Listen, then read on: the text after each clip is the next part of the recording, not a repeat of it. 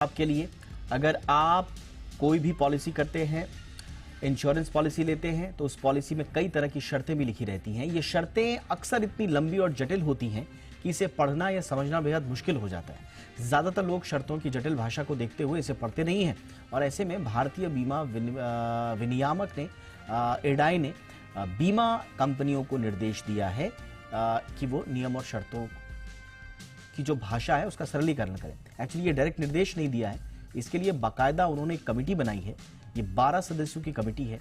ये committee report देगी और फिर इसके बाद ये तय होगा कि वो नियम किस तरह से लागू होंगे और भाषा किस तरह से सरलीकृत की जाएगी।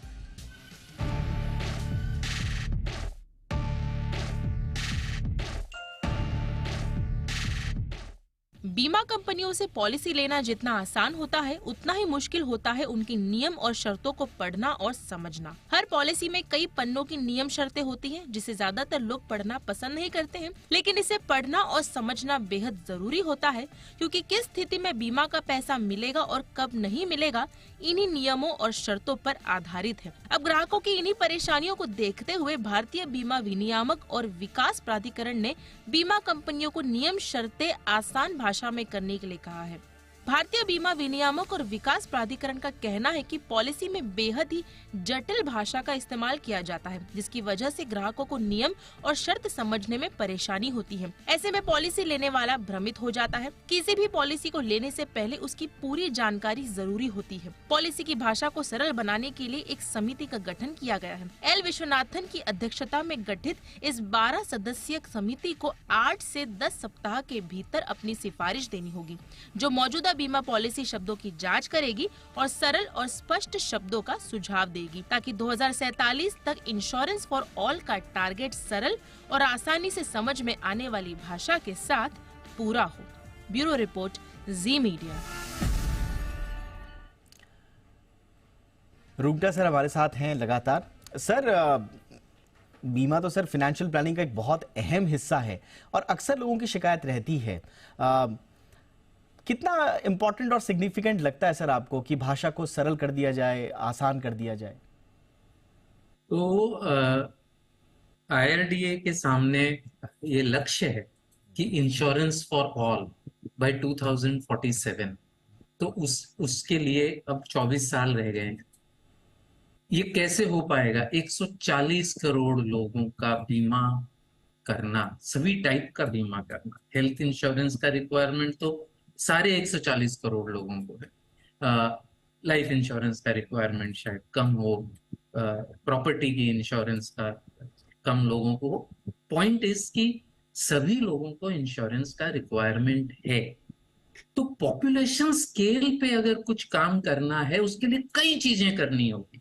एक तो अगर हम देखें कोर्ट्स के केसेस में, तो रियल एस्टेट के बाद इंश्योरेंस का नंबर है सबसे ज्यादा, जिसकी वजह से कोर्ट्स में, कंज्यूमर कोर्ट्स में केसेस हैं।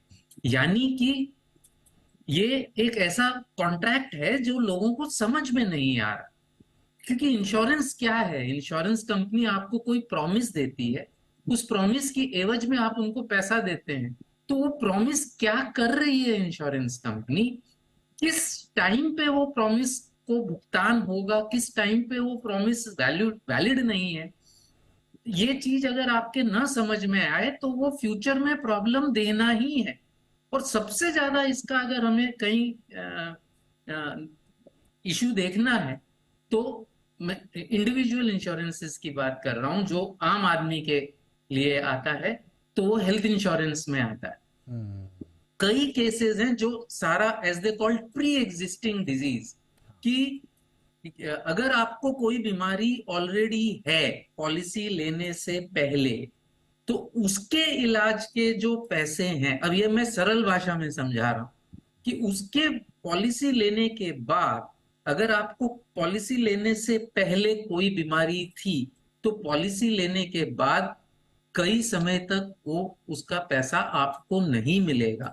बाद में भी 3 या 4 साल का जो पीरियड ओवर होता है, उसके बाद भी अगर ये बात आपने बताई नहीं थी, आपने छुपाई थी, तो फिर भी 8 साल तक आपको शायद वो पैसा न मिले। तो ये चीज जो मैं अब समझा रहा हूं, ये पॉलिसी डॉक्यूमेंट में समझना थोड़ा मुश्किल है, आम आदमी के लिए मुश्किल है। तो ये चीजें ऑलरेडी काफी काम इस पे हो चुका है। एक तो स्टैंडर्डाइजेशन कर दिया है आईआरडीए ने कि पॉलिसी की जो वर्डिंग्स हैं वो सेम होंगी, उसमें कोई जो एक्सेप्शंस हैं जिसपे नहीं मिलेगा पैसा वो भी कॉमन है। अब आप अपनी एक्सेप्शन नहीं लगा सकते, उस एक्सेप्शन को कम कर सकते हैं। मैं हेल्थ इंश्योरेंस के संदर्भ में बता रहा हूं, जी जी। उन एक्सेप्शंस को आप कम कर सकते हैं लेकिन बढ़ा नहीं सकते, उनकी लैंग्वेज नहीं चेंज कर सकते। ये बहुत अच्छा स्टेप, ये ऑलरेडी पहले से लिया हुआ है। अब वो क्या कर रहे हैं कि वो कैसे वो वर्डिंग्स क्या होगी ताकि आम आदमी को समझ में आए, ये भी अब वो सुनिश्चित कर रहे हैं। स्टैंडर्ड तो ऑलरेडी है जी। तो स्टैंडर्ड पॉलिसी सिंपल हो जाएगी। क्योंकि हो क्या रहा था कि कई जो नए इंश्योरटेक कंपनीज आई हैं, जो अपना टेक एक्सपर्टीज लेके आई हैं, कंज्यूमर फेसिंग एक्सपर्टीज लेके आई हैं, उनको ये चीज समझ में आ गई कि, और पहले जो थे कि एजेंट्स जाके बेचते थे, अब सब कुछ ऑनलाइन हो रहा है, काफी हद तक ऑनलाइन हो रहा है जी। तो ऑनलाइन में समझाना का तरीका बहुत अलग है, फेस टू फेस समझाने का तरीका बहुत अलग है। और ये चीजें, ये जो नए टेक इंश्योरेंस कंपनीज हैं उनको बहुत अच्छे से समझ में आ रहा है। तो कई एग्जिस्टिंग जो कंपनीज हैं, नॉर्मल कंपनीज जो हैं, उन्होंने ऑलरेडी चेंज कर लिया। There is a simple language movement. Okay, ये इंश्योरेंस से ही शुरू हुआ, ऑल्दो अप्लाई करता है हर कॉन्ट्रैक्ट के लिए जी। लेकिन सिंपल लैंग्वेज मूवमेंट जो है ऑलरेडी आ चुका था। लोग अपने आप से कर रहे थे क्योंकि उनमें सबका फायदा है, इंश्योरेंस कंपनी का भी फायदा है, इंश्योर्ड पर्सन का भी फायदा है। अब जो है वो चीज उसको अनिवार्य कर देंगे, उसको कंपलसरी कर देंगे इस कमिटी के थ्रू। और जहां तक मुझे समझ में आया है उस कमिटी में कंज्यूमर फेसिंग कंज्यूमर एक्टिविस्ट भी हैं, एक उसमें 12 में से। बाकी का मुझे नहीं समझ में आया, इतने सारे नाम थे उसमें। लेकिन ये बहुत जरूरी है कि कंज्यूमर या कंज्यूमर के जो एडवोकेट्स हैं वो उस कमिटी में हो, ताकि क्या कंज्यूमर को समझ में नहीं आता। सिंपल लैंग्वेज मूवमेंट का बहुत सिंपल सा फंडा है जी। कि ये चीज आप अपने पड़ोसी को समझाएं, ये कॉन्ट्रैक्ट पढ़ के पड़ोसी को समझाएं। अगर उसके समझ में आता है तो ये कॉन्ट्रैक्ट सही है, वरना ये नहीं है। एक सेंटेंस में 20 से ज्यादा वर्ड्स नहीं होने चाहिए। तो ये बहुत ही सिंपल से रूल्स हैं, फॉलो करना बहुत डिफिकल्ट है क्योंकि इंश्योरेंस इंडस्ट्री बहुत पुरानी है। एक परंपरा चली आई है कि बहुत कॉम्प्लिकेटेड वर्डिंग्स था, hereto, before, except that, provided, मतलब वो और इतनी जो लीगल टर्मिनोलॉजी है उसको फॉलो करने का बहुत आदत पड़ी हुई है। और खास तौर से जो ऑब्लिगेशंस और रिस्पॉन्सिबिलिटीज होती हैं वो तो इतनी गूढ़ होती हैं कि एक आम आदमी को समझना तो छोड़िए, कई बार बड़े जानकार लोग और इनफैक्ट कई बार जो वकील हैं वो भी फंस जाते हैं। और एक बात बड़ी अच्छी हुई है कि इंश्योरेंस पॉलिसीज के डॉक्यूमेंट्स तो अब सरलीकृत होंगे। एक और हमने पहले भी शो किया था सर, और उसमें जो रियल स्टेट में जो एग्रीमेंट्स होते हैं, एक देश एक एग्रीमेंट, इस पे शायद एक पिटिशन भी लगाई हुई है सुप्रीम कोर्ट में, तो उस पर भी बात चल रही है। तो जहां जहां कंज्यूमर से रिलेटेड जो भी एग्रीमेंट्स हो रहे हैं, मुझे लगता है वहां सब जगह भाषा जो है वो बड़ी सीधी सपाट होनी चाहिए, सरलीकृत होनी चाहिए, किसी का हित प्रभावित ना हो, ये दोनों कंडीशंस हों। ये एक्चुअली इंश्योरेंस कंपनीज के भी हित में है। क्यों? क्योंकि जब कोर्ट में जाते हैं तो कोर्ट का रुझान हमेशा कंज्यूमर की तरफ होता है।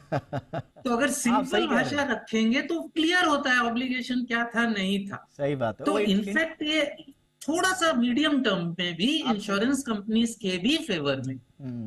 बिल्कुल सही बात है। फिर वो इंटरप्रिटेशन की आवश्यकता ही नहीं होगी जब सीधा सीधा लिखा हुआ होगा। एब्सोल्युटली। और दूसरा फायदा ये होगा इंश्योरेंस कंपनियों को कि दायरा बढ़ेगा, जो 2047 का हमारा टारगेट है, दायरा बढ़ेगा, ज्यादा सरल होंगी चीजें, तो सबके हक में। बहुत बहुत धन्यवाद सर, बड़ी आसान भाषा में, जैसे जिस भाषा में आप हमें समझा रहे हैं, ऐसी भाषा में अगर हर डॉक्यूमेंट आ जाए तो फिर क्या बात, फिर तो मजा ही आ जाए। Thank you sir, thank you वक्त निकालने के लिए।